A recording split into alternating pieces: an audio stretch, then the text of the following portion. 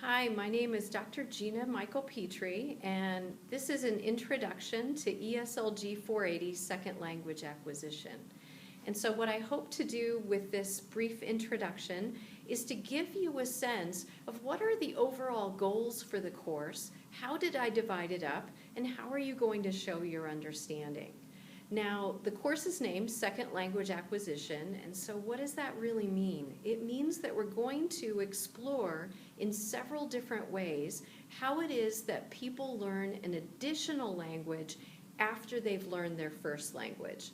When we talk about first language, sometimes we say their home language, sometimes people say their mother tongue, and so that language, that very first language, refers to the one that children learn naturally as they're growing up. That's child language acquisition. So that's child language acquisition. In this course, we're taking a look at what happens when you learn a second language, whether that's at age 3, or that's age 30, or that's age 80. What does that look like? And my assumption is that you're in this course because you're already interested in the topic. If you're not, I'm hoping to make it so engaging that you leave the course really engaged and really excited to join this profession. So this course is truly meant to be one of the first steps that you'll take in your profession, the TESOL profession, teaching English for speakers of other languages.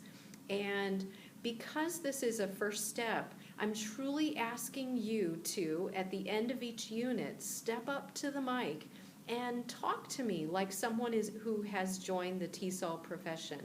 Use the concepts, apply the vocabulary, and think in the ways that researchers and instructors think in second language acquisition. And I hope you enjoy what we're going to do in the course. So let's take a look at how I've divided it up. You can see here that I've got it divided into 4 units, and these are the 4 pieces that make the most sense to me as I'm helping people kind of begin to get the big picture, the deeper understanding of what second language acquisition is. At the end of each of these units, you will have a short paper to write in which you apply the understanding. It's not simply giving back what you've learned, but it's actually applying it in a new situation, one that's unique from anything anyone else in the class is seeing. So let's take a look at those units. And I'll just talk briefly about each one. So for Unit 1, it's called Individual Differences. And essentially what it's asking is, what makes one language learner different from another? In other words, if one language learner is learning quickly and one language learner is learning more slowly, what's different between them? We're going to look at this both in terms of internal factors, for example, personality, so the things that are inside a language learner that make them unique and different, and also we're going to look at contextual factors. So what are the factors surrounding the language learner, for example, in the community, in the place where they live, in their school building? What makes that unique, and how does that impact the language learner? All of these factors, internal and external, can both help or hinder language learning. So we'll take a look at that. Now, for you as a professional, one of the things that you will be doing as a teacher is when you look out at your students, including the English language learners, you're going to see them as unique individuals. You're going to know that what worked last year for one student doesn't necessarily guarantee it will work this year for a different student.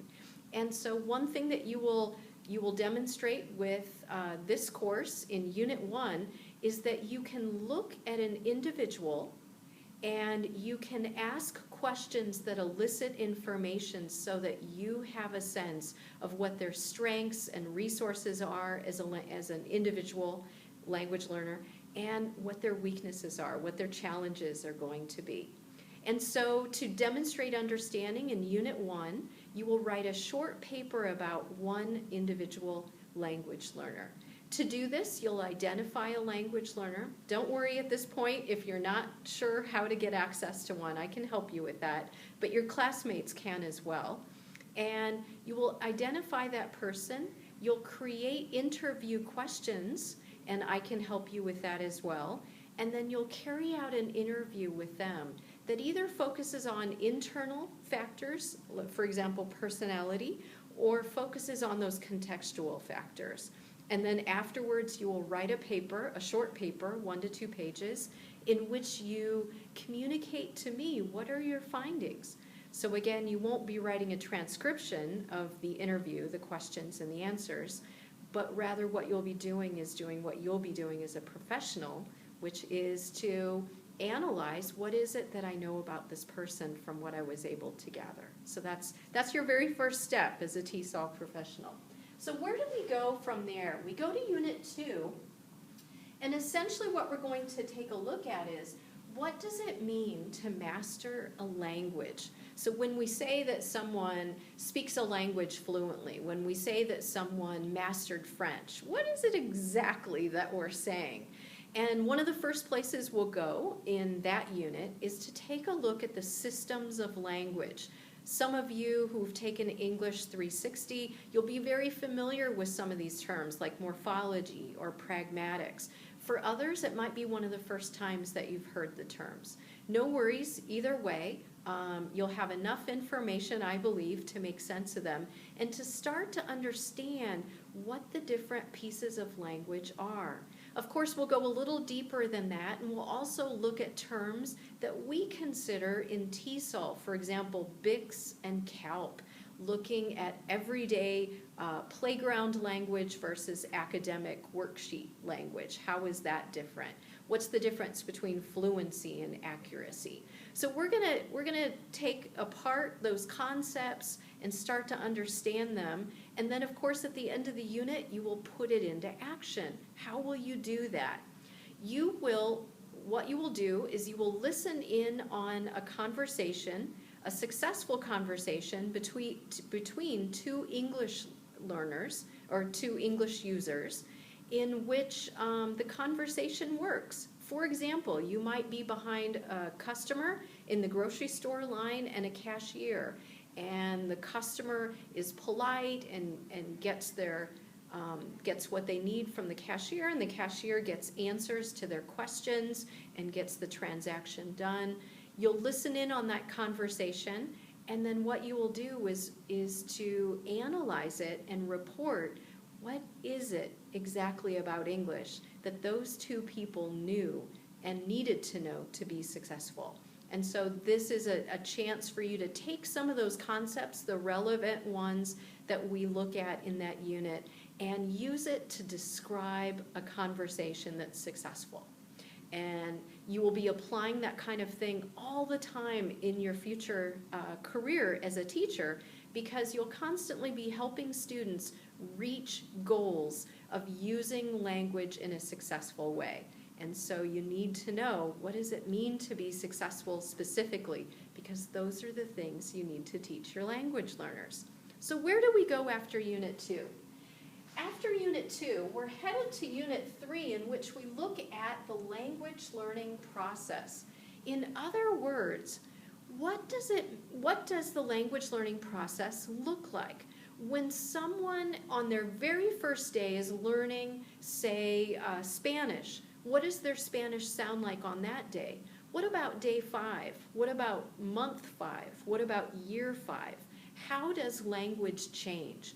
So we will be drawing heavily on what we learned in Unit 2 about what language is, and then we'll be applying it immediately in Unit 3 as we take a look at what's called interlanguage. And this is when someone's on the route to mastering language and they're not there yet. For example, I'm a Spanish learner. I go to Nicaragua 2 or 3 times a year. I've been doing that for about 4 years. And I am very much in the interlanguage process. I've begun learning Spanish. I'm engaged in the process.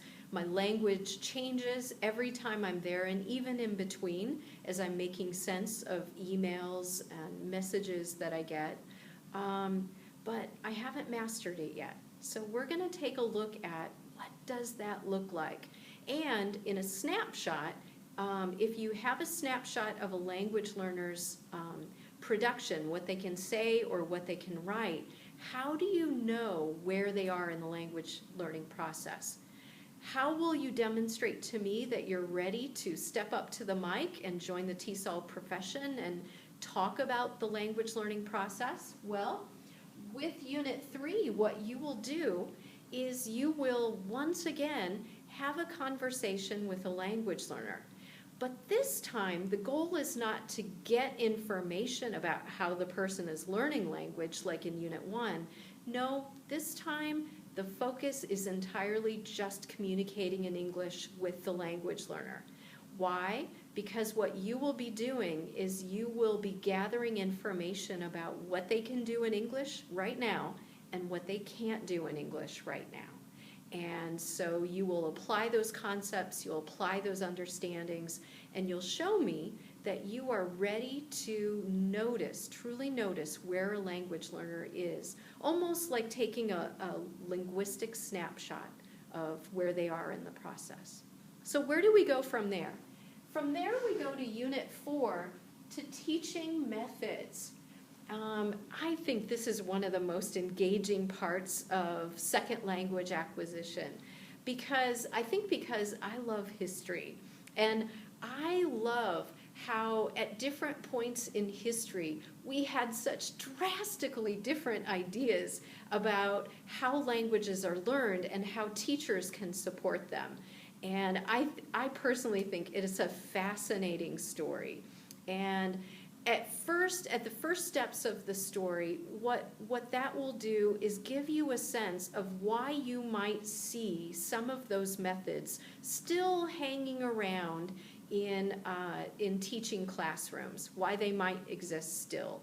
And as we get closer and closer to current times, what you'll begin to do is, I think, build up your toolbox of different strategies, different methods that you could use in your own teaching career, depending on the context, depending on the language learners.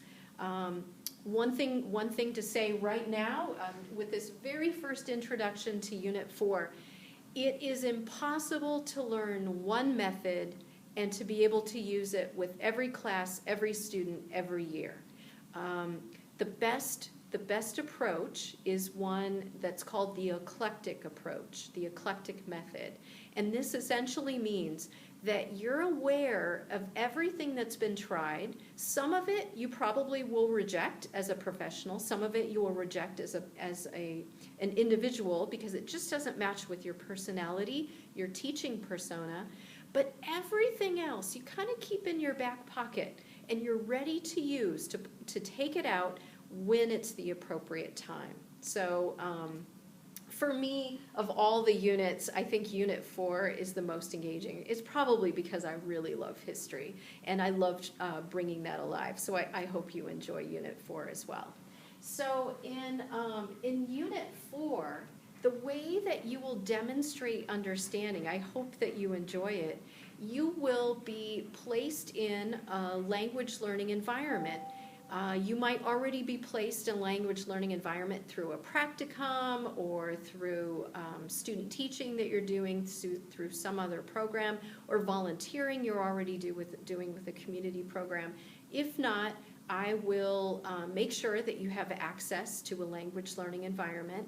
And what will you do? You will attend at least once, and you will sit back and watch and listen and take notes about the way that the teacher organizes the classroom, organizes the activities, expresses information, gives feedback to the students, offers correction to them when necessary. And what you're going to do is you're going to analyze it through this new framework you have about all the different methods and strategies that have been tried over time. And you're going to talk back and say what you see are probably the teacher's beliefs, the teacher's methods and strategies, at least for that one particular class meeting. I hope you enjoy that experience. And I think it's very possible that it's with that assignment that you truly do feel that you've started to join the profession, because you'll have a very different vision than you would have had, say, if you were to go into a classroom right now. before having that unit. So this is a really brief overview of the course. I have retooled this course over the summer. I've been teaching it for many years, but I've retooled it over the summer according to some recent information that's come out about best practices for helping people join the TESOL profession. And one thing that's been very clear in that information was it's important for people to take note about their beginning assumptions about the topics that we cover. And it's just as important for them to note how their ideas change at the end.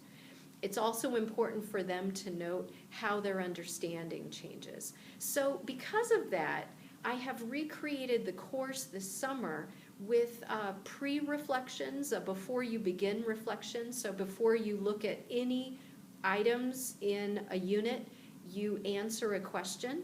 It's okay if you don't really know the answer. Just give me your best guess, or just give me your best answer that you can. And then at the end of the unit, you'll take a look back at what you wrote for your pre-reflection, and you'll join a conversation, a discussion about how your ideas have changed, or what you came in believing that you see, you believe even more now. And so we'll kind of together take note of that. Another thing that I have at the beginning and the end of each unit is a quiz. The pre-quiz, the quiz before, is just to get a sense of what you come in knowing, and at the end, the quiz is an achievement quiz. So demonstrating in a different way than you can through the papers, demonstrating that you can, what concepts you recognize, matching up vocabulary, recognizing examples and counter-examples of the concepts. So the course is going to keep us busy. There's videos, there'll be lectures, there'll be lots of readings. There's no textbook. This quarter I decided to just choose online readings, and we'll see how that works. Let me know how that's working for you. But anyways, I really hope you enjoy the course. Welcome to